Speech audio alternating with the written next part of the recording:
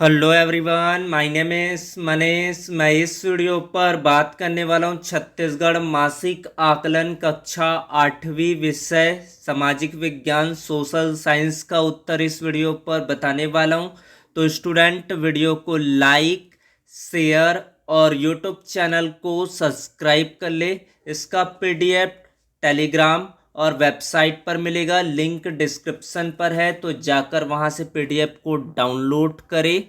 तो वीडियो को प्रारंभ करते हैं। माह अगस्त 2023, कक्षा 8, विषय सामाजिक विज्ञान, पूर्णांक 25 अंक, समय 40 मिनट में पेपर को पूरा करना है।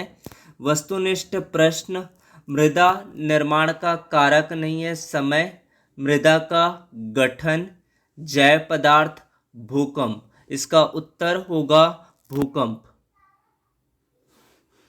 ब्रिटिश कारखाने को कहते थे, 4 ऑप्शन है, महल, कोठी, बंगला, किला। उत्तर आएगा इसका बंगला।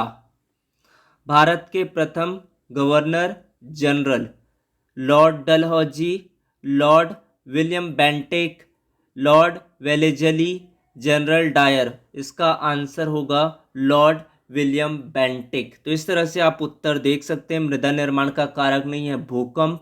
ब्रिटिश कारखाने को कहते थे बंगला। भारत के प्रथम governor general Lord William Bentinck. अब आगे नीचे का प्रश्न देखते हैं। यहाँ पर अति लघु उत्तरीय प्रश्न, जल संरक्षण के 3 तरीके बताइए। 2 अंकों का प्रश्न है। जल संरक्षण, जल को किस तरह से संरक्षित किया जा सकता है, कंजर्व किया जा सकता है, इसके बारे में आपको उत्तर करना है। केंद्र सरकार किसे कहते हैं, ये प्रश्न है आपका। हैदर अली कहाँ का शासक था। ये 3 प्रश्न अति लघु उत्तरीय का है। उसके बाद है लघु उत्तरीय प्रश्न, भूमि को महत्वपूर्ण संसाधन क्यों माना जाता है। ये है आपका प्रश्न। डलहौजी की हड़प नीति पर प्रकाश डालिए। दीर्घ उत्तरीय, संसद के कार्यों को लिखिए। तो इस तरह से आपको प्रश्न 9 तक के पूछा गया है। उसके बाद है आपका खंड ब, प्रोजेक्ट कार्य। अगर मैं प्रधानमंत्री होता पर अपने 5 वाक्यों को लिखना है। यहाँ पर देखते हैं अब इसका उत्तर हम लोग। सबसे पहले वस्तुनिष्ठ प्रश्न, मृदा निर्माण का कारक नहीं है समय, मृदा का गठन, जैव पदार्थ, भूकंप। तो इसका उत्तर आएगा ऑप्शन द, भूकंप। ब्रिटिश कारखाने को कहते थे महल, कोठी, बंगला, किला। उत्तर आएगा इसका बंगला। भारत के प्रथम governor general lord Dalhousie, lord William Bentinck, lord Wellesley, general Dyer. उत्तर आएगा इसका ऑप्शन ब, लॉर्ड विलियम बेंटिक थे भारत के प्रथम गवर्नर जनरल। फिर आपका अति लघु उत्तरीय प्रश्न, वेरी शॉर्ट क्वेश्चन आंसर। इनके उत्तर हम लोग देखते हैं। अब प्रश्न पहले देखते हैं। यहाँ पर जल संरक्षण के 3 उपाय बताइए या तरीका बताइए। तो वर्षा जल का संरक्षण करना चाहिए, वर्षा जल को संरक्षित कर सकते हैं रेन वाटर हार्वेस्टिंग की सहायता से, और भी जो पद्धति होती हैं उनकी मदद से। जल का पुनः चक्रण, पहला है आपका वर्षा जल का संग्रहण, दूसरा जल का पुनः चक्रण, जल का दक्षता पूर्वक उपयोग। तो इस तरह से आप इनके उत्तर लिखेंगे। इस तरह से आपको पॉइंट में लिखना है। केंद्र सरकार किसे कहते हैं, सेंट्रल गवर्नमेंट क्या होता है, तो इसके बारे में आपको उत्तर देखते हैं। देश की संपूर्ण जनता के हितों के लिए जो सरकार पूरे देश पर शासन करती है उसे केंद्र सरकार यानी कि सेंट्रल गवर्नमेंट कहते हैं। देश की संपूर्ण यानी कि जितना भी जनसंख्या होता है उनके हितों के लिए जो सरकार पूरे देश पर शासन करती है उसे केंद्र सरकार कहा जाता है। उसके बाद है आपका देखते हैं, हैदर अली कहाँ का शासक था। हैदर अली मैसूर का शासक था। वह 1721 में बुदीकोट मैसूर में पैदा हुआ था। वह अपने सैन्य कौशल और प्रशासनिक क्षमताओं के लिए जाना जाता था। उसने मैसूर को एक शक्तिशाली राज्य में बदल दिया और अंग्रेजों के साथ कई युद्धों में लड़ा।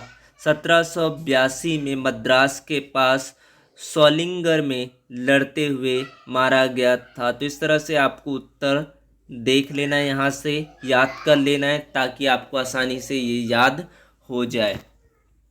तो ये है आपका उत्तर, इसका आप स्क्रीनशॉट ले लेना है। उसके बाद है आपका लघु उत्तरीय प्रश्न। भूमि को महत्वपूर्ण संसाधन यानी कि लैंड को इम्पोर्टेंस रिसोर्सेस क्यों माना जाता है, इनके बारे में आपको उत्तर लिखना है। किस तरह से लिखेंगे यहाँ पर देखते हैं। भूमि कृषि, उद्योग, खनन, आवास, परिवहन आदि के लिए एक महत्वपूर्ण संसाधन होता है। यह मनुष्य के जीवन के लिए आवश्यक खाद्य पदार्थ और कच्चा माल का स्रोत है। इस तरह से आपको उत्तर लिखना है। यहाँ से आप स्क्रीनशॉट इनको ले लेना है। पीडीएफ डाउनलोड करने के लिए वेबसाइट जा सकते हैं। वेबसाइट का लिंक डिस्क्रिप्शन पर है। गूगल पर सर्च कर ले परमेश्वरी मैम। उसके बाद है आपका 8वां प्रश्न। यहाँ पर डलहौजी की हड़प नीति पर प्रकाश डालिए। लॉर्ड डलहौजी ने 1848 में एक नई नीति लागू की जिसे हड़प नीति के नाम से जाना जाता है। इस नीति के तहत यदि किसी भारतीय राज्य का शासक अयोग्य, अमानवीय या अंग्रेजों के विरुद्ध युद्ध करता था तो उसका राज्य ब्रिटिश साम्राज्य में मिला लिया जाता था। इस नीति का प्रयोग करके ब्रिटिश सरकार ने कई भारतीय राज्यों को अपने अधीन कर लिया। तो आपको समझ में आ गया होगा कि हड़प नीति क्या है। एक नीति लागू किया था लॉर्ड डलहौजी ने। इस नीति के तहत यदि किसी भारतीय राज्य का शासक किसी भी तरीके से अंग्रेजों के विरुद्ध युद्ध करता था तो उसका राज्य ब्रिटिश साम्राज्य में मिलाया जाता था। इस नीति का प्रयोग करके ब्रिटिश ने कई भारतीय राज्यों को अपने अधीन कर लिया था। इस तरह से आप इनका उत्तर देखेंगे। फिर आपका संसद पार्लियामेंट के क्या काम होते हैं ये देख लेते हैं। बहुत ही इम्पोर्टेंट प्रश्न होता है परीक्षाओं के लिए।